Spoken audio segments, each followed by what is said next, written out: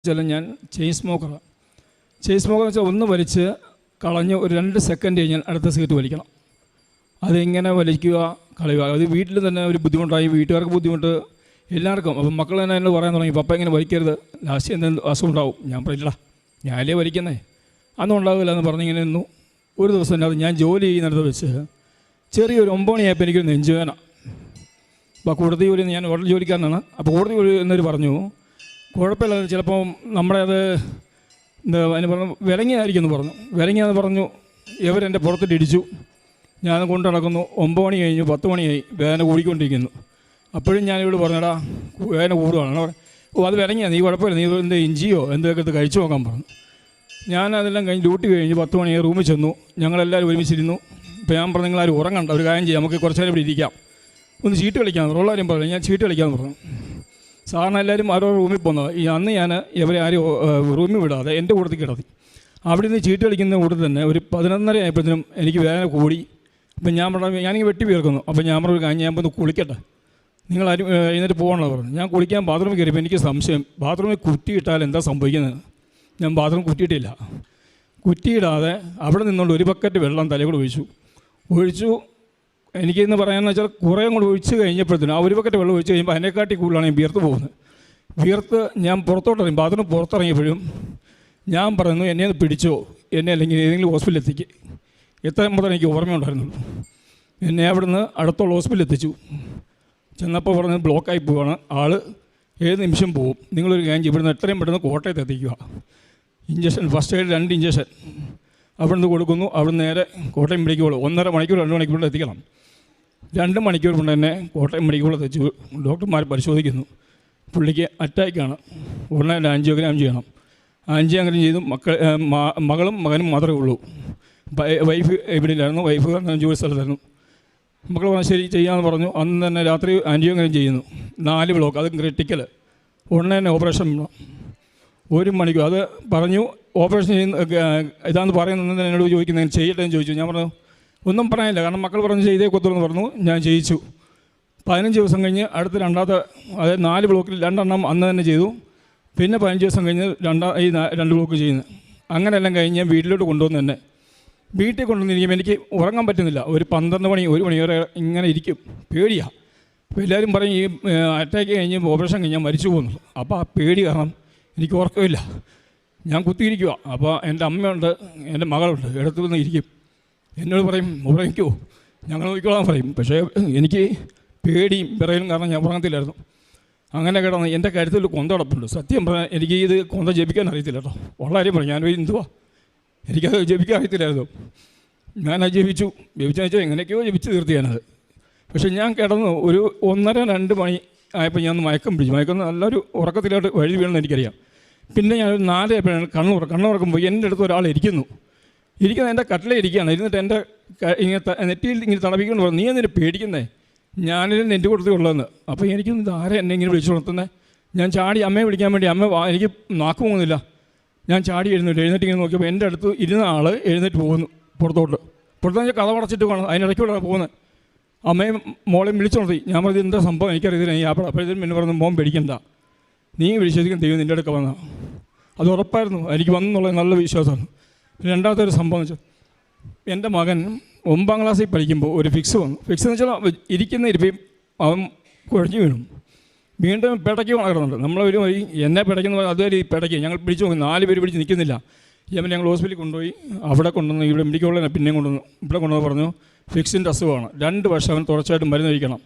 2 വർഷം ഞങ്ങൾ മരുന്ന് കൊടുത്തു. 2 വർഷം കഴിഞ്ഞ് പിന്നെയും 2 വർഷം കഴിഞ്ഞ് ചെന്നപ്പോൾ കുറവില്ല. പിന്നെയും 2 വർഷത്തേക്ക് പിന്നെ നീട്ടി എഴുതി.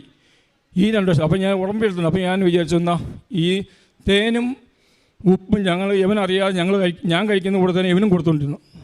ആരും പറയില്ല. പിന്നെ രാത്രി അവൻ കിടന്ന് കഴിഞ്ഞപ്പോൾ ഞാൻ പോയി കുരിശ് വരച്ചു കൊടുക്കും. അങ്ങനെ ആയിക്കഴിഞ്ഞ് ഈ 2 മാസം മുമ്പ് ഞാൻ നമ്മുടെ സെൻറ്റ് മേരീസിൽ, തൊടുക സെൻറ്റ് മേരീസിൽ ഹോസ്പിറ്റലിൽ പോയി. ഞങ്ങളൊന്ന് ചെക്കപ്പ് ചെയ്യാൻ വേണ്ടി പോയി, ഇവൻ്റെ രോഗത്തിൻ്റെ വിവരം അറിയാൻ വേണ്ടി. ചെന്ന് ചെക്കപ്പ് ചെയ്തപ്പോൾ ഒരു കുഴപ്പമില്ല അവന്. ഒരു കുഴപ്പം ഞാൻ അങ്ങനെ ഒരു അസുഖം അവന് വന്നിട്ടുള്ള രീതിയിലാണ് കാണിക്കുന്നത് ആ റിസൾട്ടിൽ. അതിനൊരു മഹാഭാഗ്യമായിട്ട് എനിക്ക് തോന്നുന്നത്. പിന്നെ എൻ്റെ മകളുടെ കല്യാണം, അത് ഞാൻ ഉടമ്പടി വെച്ചൊരു കാര്യമാണ്. കാരണം നല്ലപോലെ നടന്നു കിട്ടണമെന്ന് പ്രാർത്ഥിച്ചൊരു കാര്യമായിരുന്നു. അത് കല്യാണം നടക്കാൻ വേണ്ടി നമ്മൾ ഉള്ളതിനും ഞങ്ങൾ സ്വരൂപിച്ച് വെച്ച കാശ് വേറെ ആൾക്ക് വേണ്ടി കൊടുത്തു. പുള്ളി സമയം നമ്മൾ പറഞ്ഞു കുഴപ്പമില്ല, നമുക്ക് ആ സമയം നിങ്ങൾക്ക് പൈസ തന്നേക്കാം, അല്ലെങ്കിൽ സ്വർണ്ണം തരാൻ പറഞ്ഞു.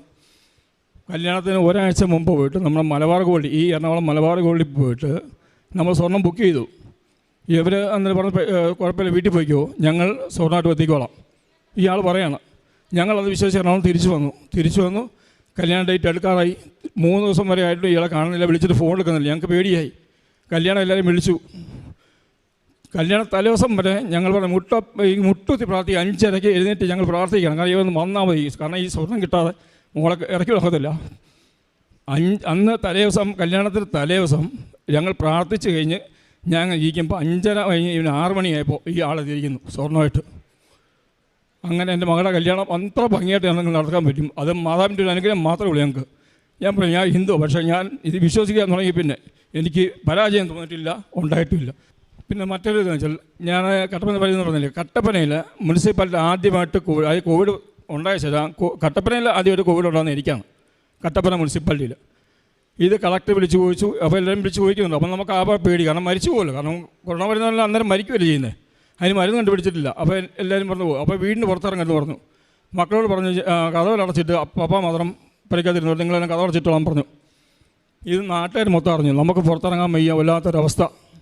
എന്നെ ഒരു 10 മണിയായപ്പോൾ ഡോക്ടർമാരും കുറേ ആൾക്കാർ വന്ന് എന്നെ കൊണ്ടുപോയി നേരെ ഇടുക്കി മെഡിക്കൽ, കാരണം ഈ ഹാർട്ടിൻ്റെ ഓപ്പറേഷൻ കഴിഞ്ഞുകൊണ്ട് എനിക്ക് എന്തെങ്കിലും സംഭവിക്കും, അതുകൊണ്ട് നേരെ മെഡിക്കലിനാണ് കൊണ്ടുപോയി എന്നെ കൊണ്ടുവന്ന് വാർഡിൽ കയറ്റി അവിടെ കിടത്തി. അപ്പോൾ പ്രത്യേകം ഡോക്ടർ പറഞ്ഞു ശ്രദ്ധിച്ചോളാം, കാരണം പുള്ളിക്ക് ഈ ഹാർട്ടിൻ്റെ ഗുളികയെല്ലാം കഴിക്കുന്നതാണ്, ഓപ്പറേഷൻ കഴിഞ്ഞാൽ ശ്രദ്ധിക്കണമെന്ന് പറഞ്ഞു. ഒരു രാത്രി 1 മണിയായപ്പോൾ എനിക്ക് മുഖമൊക്കെ അങ്ങ് വീർക്കാൻ തുടങ്ങി. മുഖം വീർത്തു, ന്യൂമോണിയ ആണെന്ന് തോന്നുന്നു, കാരണം അതുപോലെ ചൂടായിട്ട് മുഖം വീർത്ത് ഏത് സമയം ഞാൻ പൊട്ടിപ്പോകുന്ന രീതിയാണ് മുഖം ഇരിക്കുന്നത്. വെളുപ്പിനെ ഞാൻ ഡോക്ടറെ വിളിച്ചു. ഡോക്ടറെ വിളിക്കാൻ ഞാൻ നേഴ്സിനെ കൈകൊണ്ട് കാണിച്ചു. നേഴ്സുമാർ വരത്തില്ല, ഞാൻ കൈകൊണ്ട് കാണിച്ചു വരാൻ പറഞ്ഞു. ഞാൻ പറഞ്ഞു എനിക്ക് ശ്വാസം പറഞ്ഞു, എന്നെ എത്രയും പെട്ടെന്ന് എന്നെ ഹോസ്പിറ്റലിൽ ഇരിക്കുക, അല്ലെ എന്തെങ്കിലും ചെയ്യാൻ പറഞ്ഞു. അവർ ഡോക്ടറെ വിളിച്ചു. ഡോക്ടർ പറഞ്ഞു പെട്ടെന്ന് ഐസിയുലിട്ട് കയറ്റിക്കണം പറഞ്ഞു. ഐസിയു കയറ്റി ഞാൻ 2 ദിവസം. അപ്പോൾ എൻ്റെ കൈ കിടങ്ങി കൊന്തയിലാണ് ഞാൻ പിടുത്തം മൊത്തം. ഞാൻ ആ കൊന്ത പിടുത്തില്ല, ഈ കൊന്ത പിടുത്തം. എൻ്റെ തൊട്ടപ്പുറത്ത് ഒരു വല്യപ്പൻ കിടപ്പുണ്ട്. പുള്ളിക്ക് 75 വയസ്സുള്ളൂ. പുള്ളിക്ക് ഒരു അസുഖമില്ല, കൊറോണ മാത്രമേ ഉള്ളൂ. ഈ കൊറോണ കഴിഞ്ഞ് പുള്ളിയെ ഡിസ്ചാർജ് ചെയ്യുന്നു എൻ്റെ വാർഡിൽ നിന്ന്. ഈ ഐസിയിൽ നിന്ന് പുള്ളിയെ വാർഡിലോട്ട് ഡിസ്ചാർജ് ചെയ്യുന്നു. ഞാൻ ഐസിയു കിടക്കുന്നു. 2 ദിവസം കഴിഞ്ഞു. 3-ാം ദിവസം പിന്നെ ടെസ്റ്റ് ചെയ്തപ്പോൾ എനിക്ക് അതിന് യാതൊരുവിധ ഇതുമില്ല, എനിക്ക് കൊറോണ മുക്തിയായി. അപ്പോൾ എന്നോട് പറഞ്ഞു കുഴപ്പമില്ല, സന്തോഷമായി, ഒരു കാര്യം വാർഡിലോട്ട് മാറ്റാം, എന്നാലും ഒബ്സർവേഷനിൽ ഒരു 3 ദിവസം ഇരിക്കേ എന്ന് പറഞ്ഞു. എന്നെ വാർഡിലോട്ട് വന്നപ്പോൾ ഈ കാർന്ന് വരെ തിരിച്ച് ഐസിയു കയറ്റി. അന്ന് കഴിഞ്ഞാൽ ഞാൻ കേൾക്കുന്നത് പുള്ളി മരിച്ചു എന്നുള്ളതാണ്. ഞാൻ പോകേണ്ടത് ആ കാർന്ന് വരെ ആ ദൈവം കൊണ്ട് അത് മഹാഭാഗ്യം. കാരണം വേറെ ഒന്നുമില്ല, കാരണം എന്താ വെച്ചാൽ എന്നോട് ചോദിക്കുകയും ചെയ്തു, നിനക്ക് ഇത് വന്നിട്ട് നീ എന്താ ഇങ്ങനെ ആയിപ്പോയെന്ന് ചോദിച്ചു. ഞാൻ പറഞ്ഞു ഞാൻ കഴിക്കുമായിരുന്നു, അതുകൊണ്ടാണ് എനിക്കിങ്ങനെ അസുഖം വന്നുകൊണ്ടാണ്. ഞാനിതൊന്നും ചെയ്യാത്തതിന് ഞാൻ എന്നിട്ട് എനിക്കിത് വന്നില്ലല്ലോ എന്നൊക്കെ ചോദിക്കുമായിരുന്നു. പക്ഷേ എനിക്ക് ആ മരിച്ചു കഴിഞ്ഞപ്പോൾ എനിക്കൊന്ന് കാണാൻ പറ്റില്ല, കാരണം 5 മണിക്കാണ് പുള്ളി അടയ്ക്കത്. അത് വീട്ടുകാരെ പോലും അറിയിക്കാതെ നോക്കിയത്. ഈ ആൾത്താരയിൽ വന്ന് സാക്ഷ്യം പറയാൻ അനുവദിച്ച അമ്മയ്ക്ക് 1000 നന്ദി പറയുന്നു. അതിനോടൊപ്പം സാക്ഷ്യം പറയാൻ താമസിച്ചതിൽ ഒത്തിരി ക്ഷമ ചോദിക്കുന്നു. ഞാൻ കുവൈറ്റിലായിരുന്നു. കുവൈറ്റിലൊരു അറബി ഹൗസിൽ ഹോം നേഴ്സായിട്ട് ജോലി ചെയ്യുമായിരുന്നു.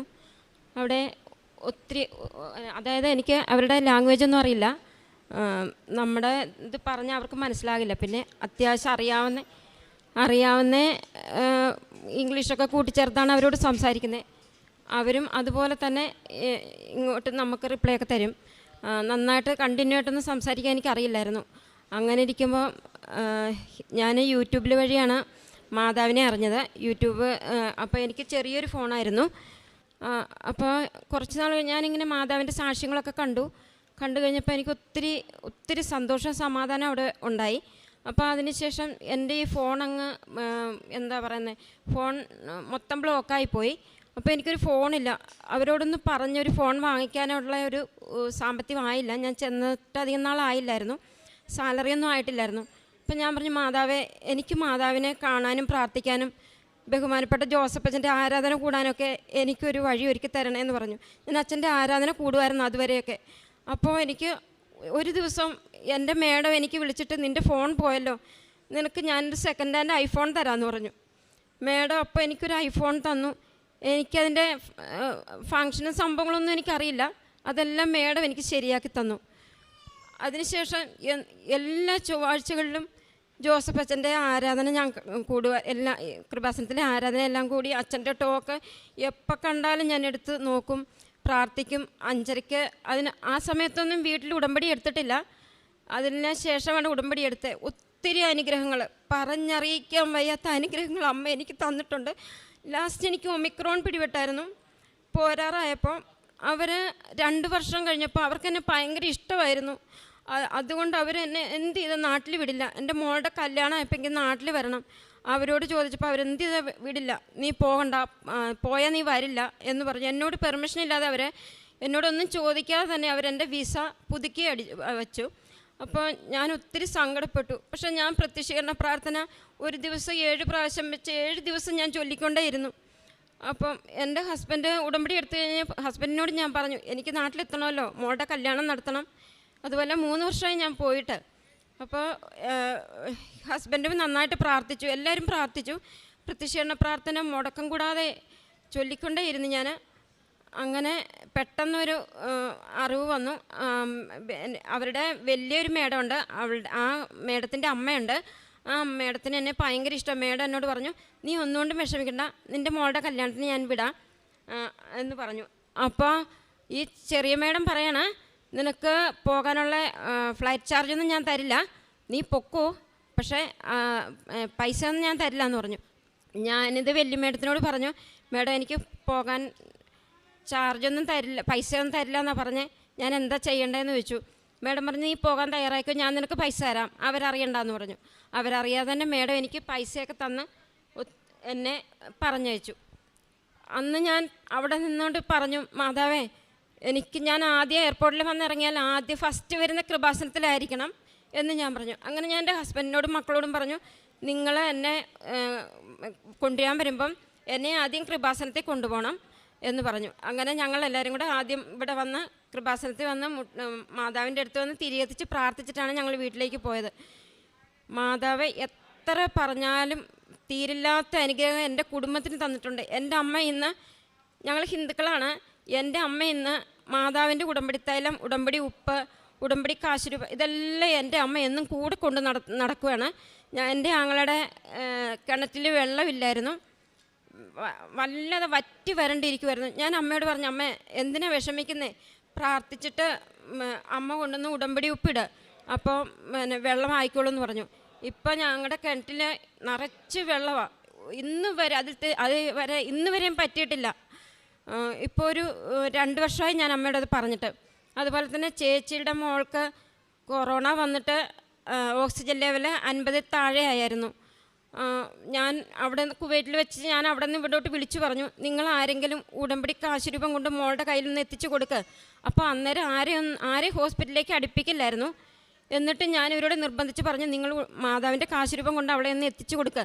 അങ്ങനെ ഒരു സിസ്റ്റർ മുഖേന ആ കാശുരൂപം മോളുടെ കയ്യിലെത്തിച്ചു. അവൾക്ക് ഓക്സിജൻ ലെവൽ കയറി നന്നായിട്ട് റിക്കവറായി, അവൾ ഡിസ്ചാർജായി സുഖമായിട്ടിരിക്കുന്നു. ഈശോയ്ക്കും അമ്മയ്ക്കും 1000 നന്ദി, എത്ര നന്ദി പറഞ്ഞാലും മതിയാകില്ല. അതുപോലെ ജോസഫ് അച്ഛനോട് പ്രത്യേകമായിട്ട് നന്ദി അറിയിക്കുക. ഇതുപോലെ ജനങ്ങൾക്ക് വേണ്ടി ഇതുപോലെ എല്ലാവരെയും സംരക്ഷിച്ചുകൊണ്ട് ഇതുപോലൊരു ദേവാലയം പടുത്തുയർത്ത അച്ഛന് എത്ര നന്ദി പറഞ്ഞാലും തീരില്ല ജോസഫ് അച്ഛനോട്. അതുപോലെ ഇവിടെ എല്ലാ ജീവനക്കാരോടും ഗായകരോടും എല്ലാവരുടെ ഭക്തിനിർഭരമായ ഗാനങ്ങളും 1000 നന്ദി, 1000 നന്ദി. യേശുവേ നന്ദി, യേശുവേ സ്തോത്രം, പരിശുദ്ധ അമ്മേ നന്ദി. മരിയൻ ഉടമ്പടി പ്രാർത്ഥനയിലൂടെ പ്രത്യേകമായിട്ട് ഈശോയ്ക്ക്